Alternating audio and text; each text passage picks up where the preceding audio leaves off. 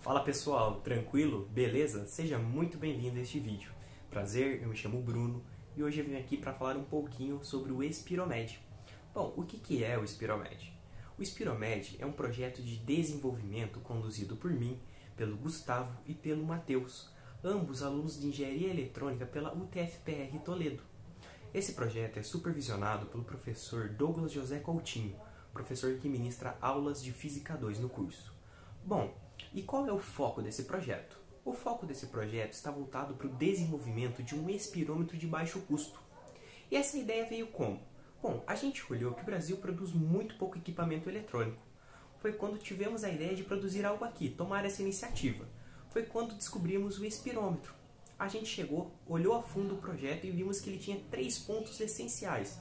Um deles é o impacto que traz no dia a dia, o impacto social. Bom, principalmente hoje, durante a pandemia que estamos vivendo, o exame de espirometria é um exame essencial para a avaliação de um paciente. Foi quando a gente viu que conseguiríamos fazer um espirômetro de baixo custo, trazendo uma acessibilidade maior a este exame. O segundo ponto é o seu baixo custo de produção. É relativo, o custo dele, o nosso custo pelo menos, foi de R$300. Esse custo é um custo baixo, pensando em um equipamento tão complexo. É claro que o nosso equipamento ainda não faz todas as funções de um equipamento comercial e nem é substituível a ponto de um equipamento comercial. Mas o nosso protótipo já consegue fazer algumas leituras importantes. Bom, e isso com custo baixo. O terceiro ponto é a facilidade relativa de produção, de desenvolvimento. Ele é um projeto muito simples de se desenvolver. Vamos ver já já como ele é simples. E ele é super tranquilo, então a gente escolheu esse projeto justamente por isso. Por seu impacto que traz no dia a dia, o seu baixo custo e a facilidade de desenvolvimento. Então agora vamos dar uma olhadinha como funciona um espirômetro utilizando o efeito Venturi. Se liga! Vamos lá então. Para iniciarmos, vamos entender como o tubo de Venturi funciona. Aqui temos exatamente o modelo que utilizamos em nosso protótipo. O diâmetro de entrada é de 22 mm. O diâmetro de saída também é de 22 mm. Já essa seção do meio possui um diâmetro de 16 mm. E nós devemos ter em mente o seguinte, que o tubo de Venturi tem um certo princípio, que é o quê? A vazão é constante. Então, vamos exemplificar isso. Nessa região, que vamos chamar de S2, vamos supor que temos 5 litros por segundo de vazão. Essa região que chamamos de S1 também deverá ter os 5 litros por segundo de vazão, pois a vazão é constante, correto? Mas a gente tem um probleminha que podemos observar aqui. Aqui temos um diâmetro de 22 mm. E aqui a gente tem apenas 16 mm de diâmetro. Bom, aqui temos um meio maior de transporte desse fluido. E aqui temos uma área menor desse meio. Ou seja, para passar os mesmos 5 litros por segundo nessa região, devemos ter uma noção do seguinte: a velocidade desse fluido em S1 é maior que a velocidade em S2. Então, com isso, a gente tem alguns princípios. Quando temos uma velocidade alta de um fluido, a gente tem uma pressão baixa. Então, nessa região, essa região aqui, temos uma pressão baixa.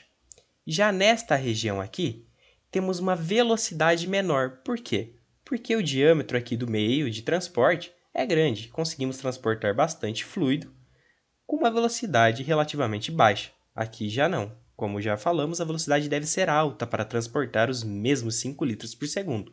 Bom, então a gente tem o seguinte. Aqui temos uma região em S2, vamos usar aqui, de pressão. Aqui nessa região aqui, a pressão é alta. Já nessa região aqui, a pressão é baixa, pois o fluido aqui está em uma velocidade alta e aqui uma velocidade baixa. Bom, com isso, temos um diferencial de pressão. S1 vai ser, nesse caso aqui, S1 vai ter uma pressão baixa, então S1 é menor que S2. Correto? E com isso, podemos fazer um diferencial de pressão, que é S2 menos o S1. Com isso, temos um diferencial de pressão e podemos calcular a vazão do nosso fluido. Então, agora vamos olhar um pouquinho a parte matemática. Vou mostrar uma equação simplificada que utilizamos em nosso programa do espirômetro para poder fazer essa leitura. Bom, para a parte matemática da coisa, é muito simples. Isso aqui é uma equação simplificada de Bernoulli. Aqui temos que é o quê? Que a velocidade 2, ou seja, essa aqui vai ser a nossa velocidade do fluido, é igual a raiz quadrada de 2 vezes o diferencial de pressão, o ΔP. Como que a gente consegue o ΔP? Medindo a pressão em S2, a pressão em S1, S2 menos S1, temos o ΔP. Então, é 2 vezes ΔP dividido por quem? Pelo ρ do ar. Ρ é o quê? Ρ é a densidade do ar. Então, temos a densidade do ar vezes 1 menos o diâmetro 2, este aqui, elevado na quarta, dividido pelo diâmetro 1, este aqui, elevado à quarta também. Então, essa equação aqui, muito simples, a gente consegue saber a vazão do nosso fluido. E assim a gente tem aqui o sensor de vazão pulmonar. Então, é muito simples essa questão matemática e física do projeto. Agora que entendemos como o tubo de Venturi funciona, podemos falar um pouquinho sobre a execução e prototipagem do projeto. Para conseguir o tubo de Venturi, utilizamos a impressão 3D. Para os sensores de pressão que vão na cavidade S1 e S2 do tubo de Venturi, como vimos anteriormente, utilizamos dois sensores BME 280 da Bosch. E para fazer o processamento de todo esse dado, estamos utilizando o ESP32 DevKit.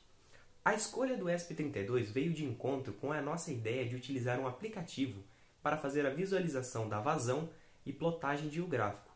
Então, essa ideia de ter um aplicativo unido com o espirômetro, necessariamente deveríamos ter uma conexão Bluetooth. E o ESP32 fornece isso para nós. A escolha veio sobre isso então. Agora vamos dar uma olhadinha então um pouquinho mais de perto desse projeto e depois vamos ver como ele funciona. Vamos conferir? Olhando mais de perto, podemos ver o quão simples é esse projeto. Essa peça em preto é o nosso tubo de Venturi. Dentro dele estão os dois sensores BME 280, que vão conectados nessa placa de circuito impresso, que desenvolvemos para melhorar a conexão com o ESP32. O ESP32 está conectado nessa placa, obviamente, e ele faz, como dito anteriormente, todo o processamento desses sensores e faz a comunicação Bluetooth. Podem ver que o nosso hardware é muito simples. Então agora vamos dar uma olhadinha no software e conferir o funcionamento deste espirômetro. Agora vamos ver como o aplicativo funciona. Então vamos abrir ele aqui. A gente tem o menu iniciar desse aplicativo e nesse botão aqui a gente abre a parte do espirômetro. Apertando aqui, a gente cai numa página que tem tudo que o espirômetro vai informar para nós. Vou explicar cada elemento aqui. Bom, esse 0 litros por segundo é a vazão em tempo real, ou seja, a vazão do exato momento do seu pulmão. Naquele exato momento que a gente está fazendo a leitura, a vazão pulmonar vai ser mostrada aqui. Nesse 0 litros por segundo max, aqui a gente vai salvar o pico de vazão. Ou seja, se seu pulmão naquela leitura chegou a um pico máximo de 9 litros por segundo, a gente vai salvar esse valor aqui. Essa parte em cinza é a parte do plot do gráfico da sua curva de respiração. Aqui nesse botão Clean, a gente limpa esse hold, esse pico de vazão aqui. Bom, vamos conectar aqui no Bluetooth, então. Vamos conectar com o espirômetro. E a gente já está recebendo leituras aqui. Já temos leituras aqui. Bom, vamos então iniciar aqui mostrando uma curva de respiração.